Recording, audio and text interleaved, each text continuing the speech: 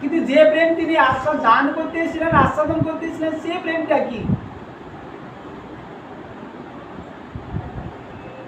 মঞ্জরি ভাব মাধুর্য সর্বশ্রেষ্ঠ মহানিধি প্রচার ও আচার গানিত কুসুম।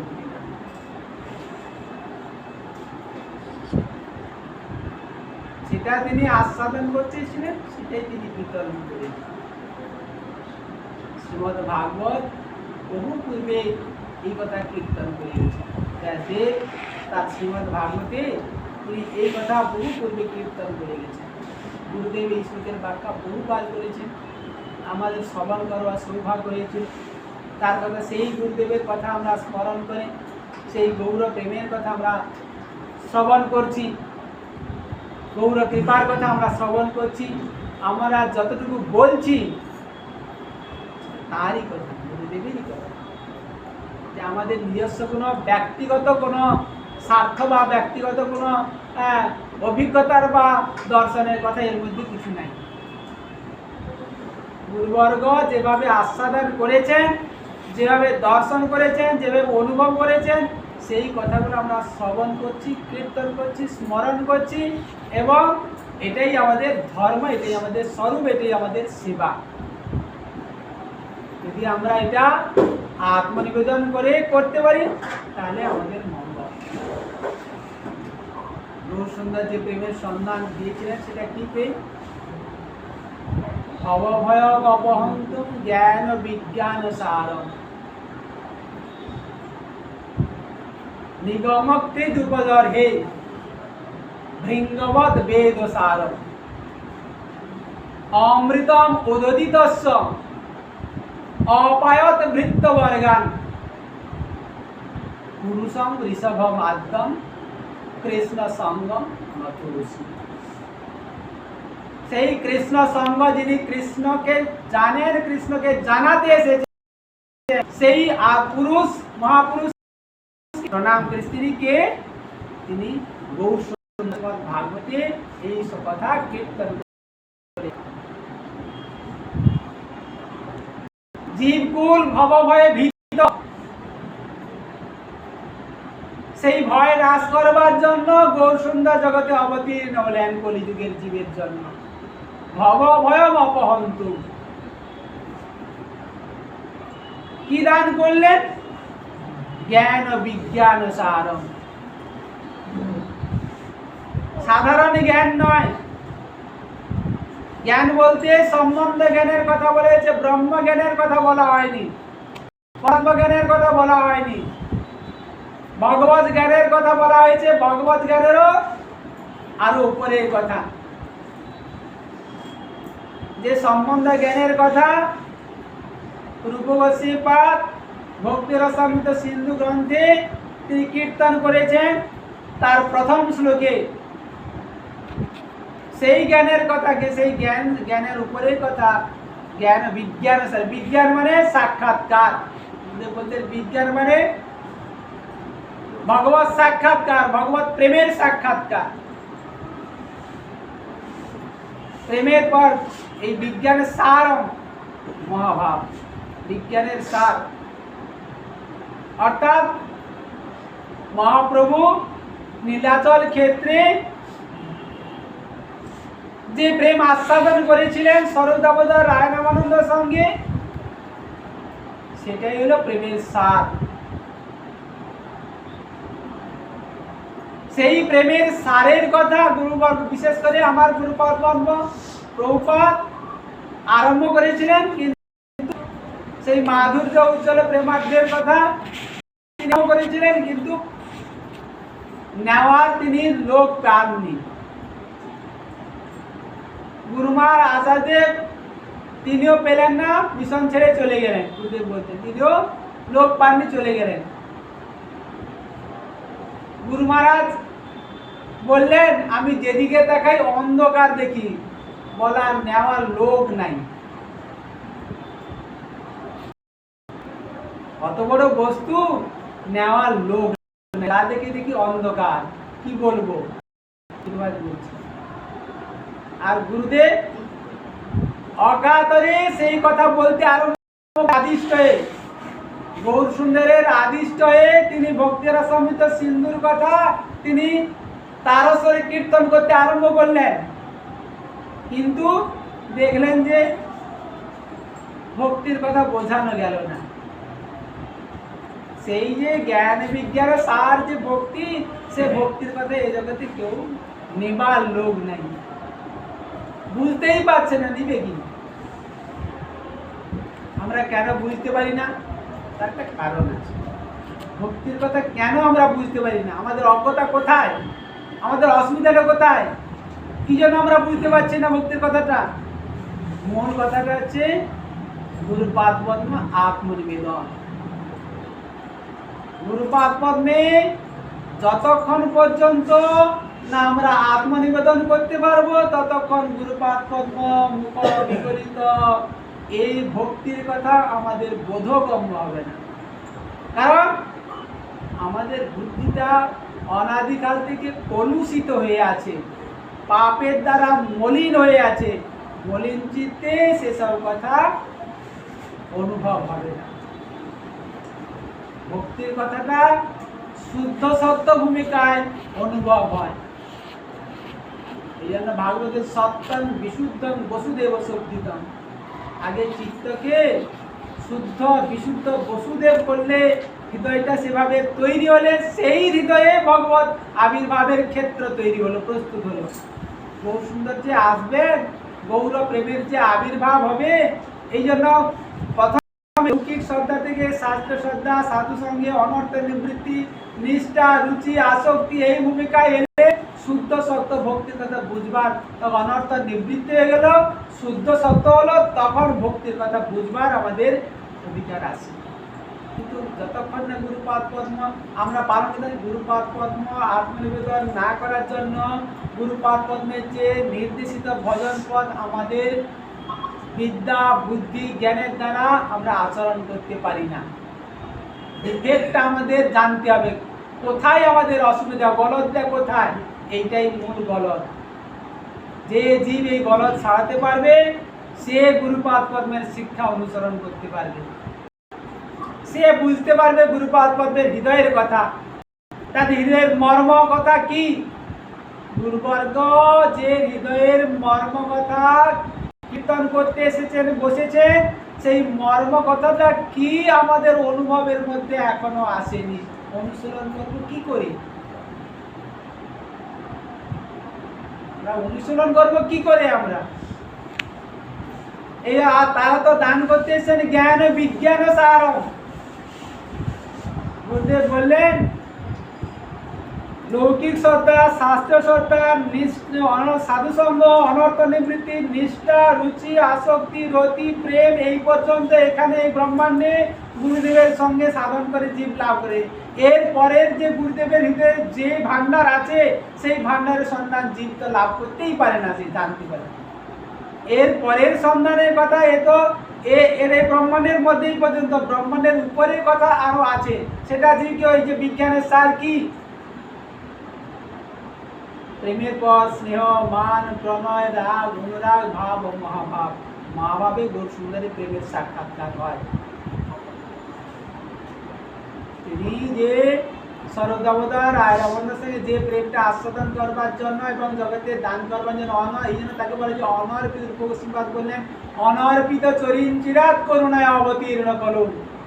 অনর্পিত চর যে প্রেমধন বিতরণ করবার জন্য এসছেন, সেই অনর্পিত চর প্রেমধন জীব কোথায় সম্মান লাভ করছে? এই ভূমিকাটা কি? ভূমিকাই হয়নি। এই জন্য শেষে এত সব কথা বলার পর যাবার সময় কনক্লুশন আমাদের অধিকার নির্ণয় করে দিয়ে গেলেন, এরা একটা লোক লৌকিক শ্রদ্ধার নয়, একটা লোক লৌকিক শ্রদ্ধার লোক পেলাম না ব্রহ্মাণ্ডে। তো বিরাট একটা আমার এত লৌকিক শ্রদ্ধার লোক নেই,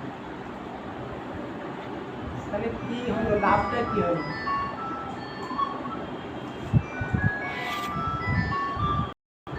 আমাদের গুরুপাদ আশ্রয় করে কি লাভ হলো? কিছুই লাভ করতে পারলাম না। এত বড় সুদুর্লভতম প্রেম রত্ন প্রেম রত্ন ভান্ডারের চাবি তিনি নিয়ে এসেছিলেন, তিনি দান করবার জন্য, পাত্র পেলেন না। পাত্র তো দিলে উপযুক্ত পাত্র যেখানে রাখা যায় সে পাত্রে তো বস্তুটা রাখবেন, দিবেন। যদি পাত্রই না থাকে তাহলে কি বস্তুটা রাখবেন, দিবেন?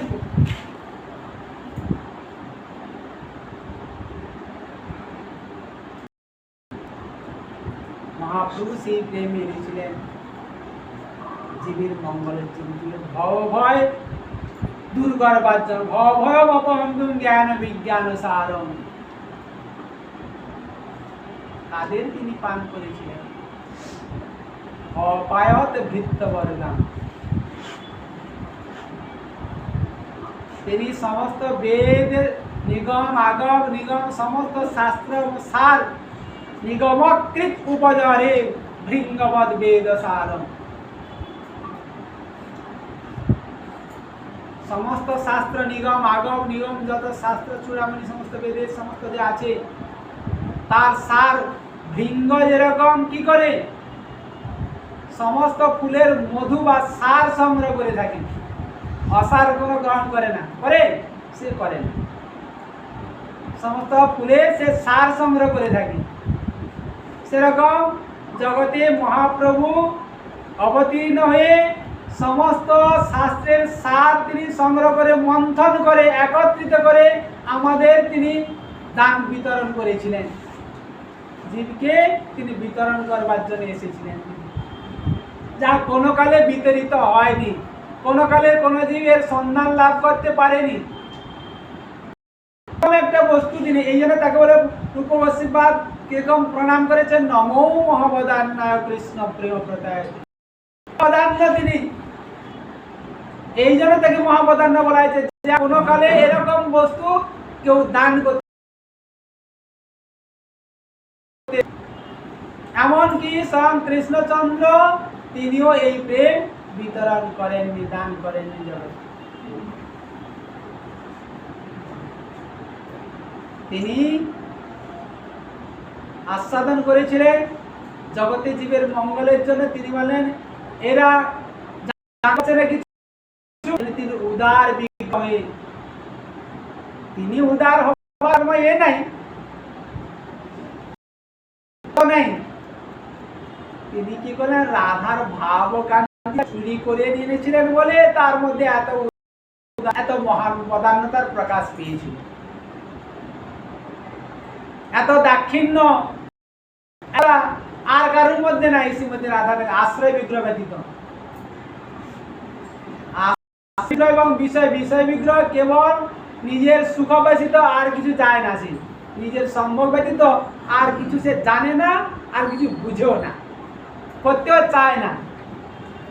কিন্তু আশ্রয় জাতি বিগ্রহ কেবল অপরের সুখের জন্য, বিষয় বিগ্রহের সুখের জন্য তার প্রাণ কাঁদিয়ে জীবের জন্য। সেই জন্য তার ভাব কান্তিটা তিনি কি করে দান করবেন, এত বড় বস্তুটা আমার তো এ সত্তাই আমার নাই, আমার সত্তা তো ভোগের সত্তা, আমি তো যা পাবো নিজেই গ্রহণ করবো, লোককে কি দিব, জীবকে দান করবো, আমার সত্তা নেই। সেই জন্য তিনি কি করলেন, তুমি উদার, তুমি করুণাময়, হে করুণাময়ী দেহি পদ পল্লব উদারম, তোমার উদারতা আমাকে একটু ভিক্ষা দাও, ওই ভাবটা আমাকে দাও, ওই প্রেমটা একটু দাও, আমি একটু আস্বাদন করি আর জীবকে একটু চাখিয়ে দিয়ে আসি।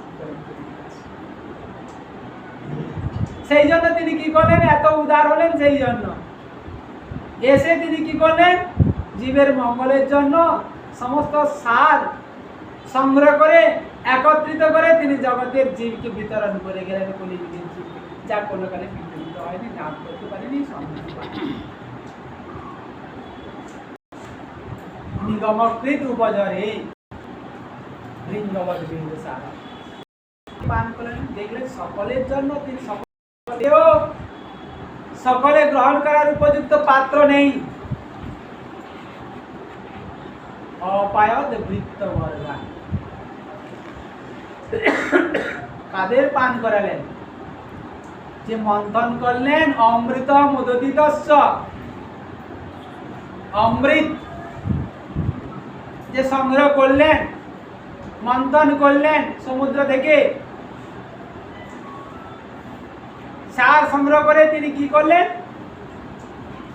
নিজের ভৃত্যবর্গ নিজজনকে পান করালেন, সকলকে দেন।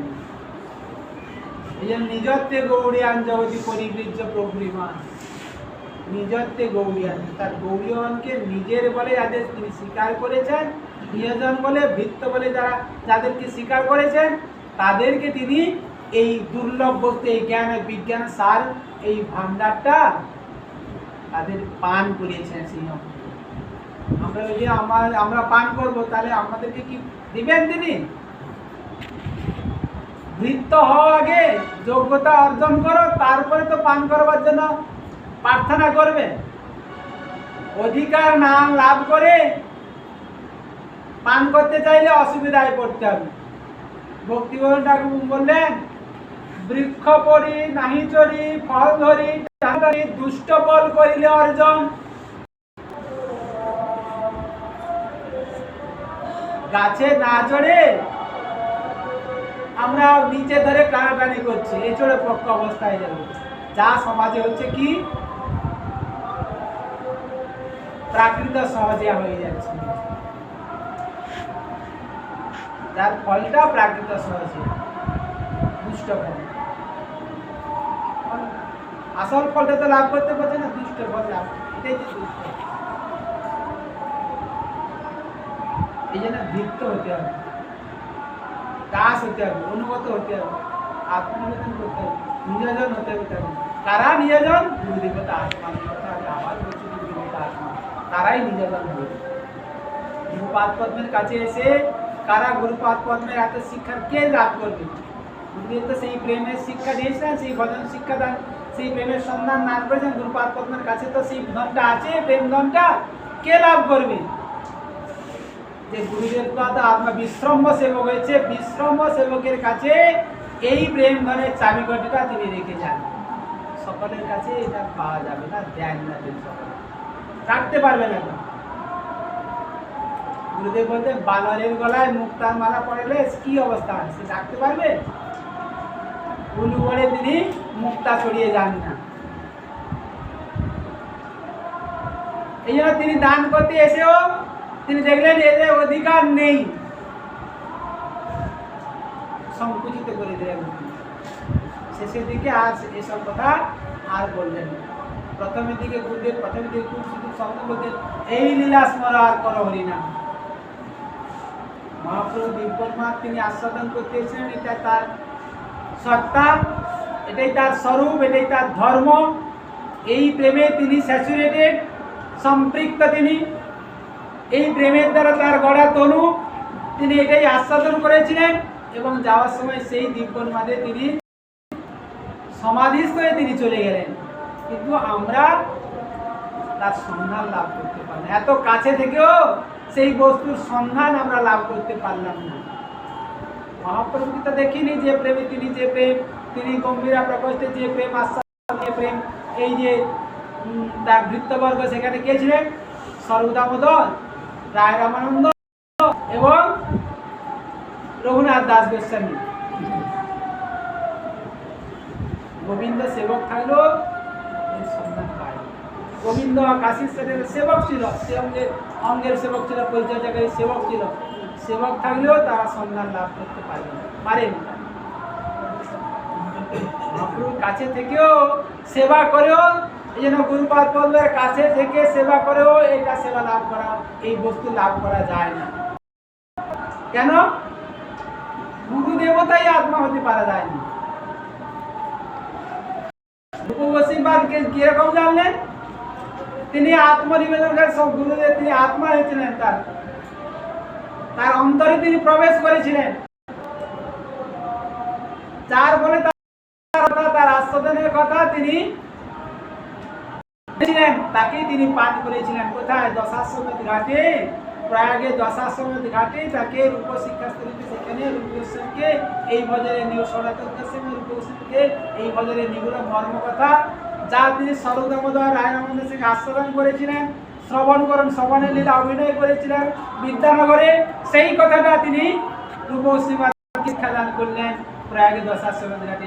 সেই ভজনের ধারা এই এই রূপানুগ ধারা এই পাঠে পাইলেন। এই জন্য অপায়ত ভৃত্য জ্ঞান পুরুষম ঋষভম আদ্যম কৃষ্ণ সেই মহাপুরুষ সেই গৌরচন্দ্রকে আমরা প্রণাম করি, তার কৃপা আমরা প্রার্থনা করি যাতে সেই প্রেমের সন্ধান আমরা লাভ করতে পারি। তার আবির্ভাব তিথি আজ অধিবাস সংকীর্তন দিবস। তার আবির্ভাব করাতে হলে তার প্রেমে তার জনের আগে আবির্ভাব করাতে হবে। গৌরজনের আবির্ভাব আমাদের হৃদয়ে করাতে হবে। গৌরজনের আবির্ভাব হলে আমাদের হৃদয় সেই গৌর প্রেমে অনুরঞ্জিত হবে। তখন আমরা গৌর সুন্দরকে আমাদের হৃদয়ে আবির্ভাব হওয়া সাক্ষাৎকার করাতে পারব, দেখতে পাবো। তখন সেই তাহলে গৌর সুন্দরের সাক্ষাৎকার বা আবির্ভাব করাতে হলে আমাদেরকে গৌরজনের কৃপা, গৌরজনের সাক্ষাৎকার, গৌরজনের আবির্ভাব, তারপরে তার শিক্ষার মর্ম তিনি যেভাবে ভজন শিক্ষা দিয়েছেন সেই শিক্ষার আবির্ভাব, তারপরে গৌরপ্রেমের আবির্ভাব হলে তখন গৌরসুন্দরের সাক্ষাৎকার হবে। সেটা কোন জন্মে হবে সেটা আমাদের সাধনের তীব্রতার উপর নির্ভর করছে। যে সাধক তার সাধনের তীব্রতা অনুযায়ী ভজনে অগ্রসর হতে পেরেছে সে এটা লাভ করতে লাভ করতে পারবে। আমরা যারা গুরুপাদ পদ্ম আশ্রয় করবার সৌভাগ্য লাভ করেছি, আমরা যেন গুরুপাদ পদ্মের শিক্ষার অনুবর্তন করবার জন্য যত্ন বিশিষ্ট হই, তাহলে আমরা লাভ করতে পারি। কীভাবে হবে সেটা বলেছেন গুরুপাদ পদ্মের যশ মতিপুংস মণিবৎ সতদ্গুণত সকল অর্ধেই তত সযুথান্বিত সংশয়। সেই যে সাধু সঙ্গ, যেভাবে আমরা গুরুপাদ পদ্মের সঙ্গ আমরা মণির পর্শে হলে যেরকম পরশমণির পর্শে যেরকম লোহাটা সোনা হয়ে যায়, সেরকম যদি আমরা সেই গুরুপাদ পদ্ম গৌরজনের সঙ্গ করতে পারি তাহলে আমাদের হৃদয়ে সেই সঙ্গের ফলে সেই প্রেমের সঞ্চার হয়। এছাড়া অন্য কোনো পথ নাই, অন্য কথা বিদ্যতে নাই। জীব কোনো নিজের কোনো সাধনের দ্বারা এ লাভ করতে পারবে না। সেই জন্য যতটা আমরা গুরুপাদ পদ্মের সঙ্গ সান্নিধ্য আমরা করতে পারবো এবং সেই সযুথান্নেব সংশয় বলছেন গুরুপদ্মের আশ্রিত বর্গের সঙ্গ সেইভাবে আমরা যতটা করতে পারবো ততটা আমাদের হৃদয়ে সেই প্রেমের সন্ধান আমরা লাভ করতে পারবো। এই অধিবাস সংকীর্তনের গুরুজনের কাছে আমরা কৃপা প্রার্থনা করি যাতে আমরা সেই প্রেমের কিছু সন্ধান আমরা লাভ করি।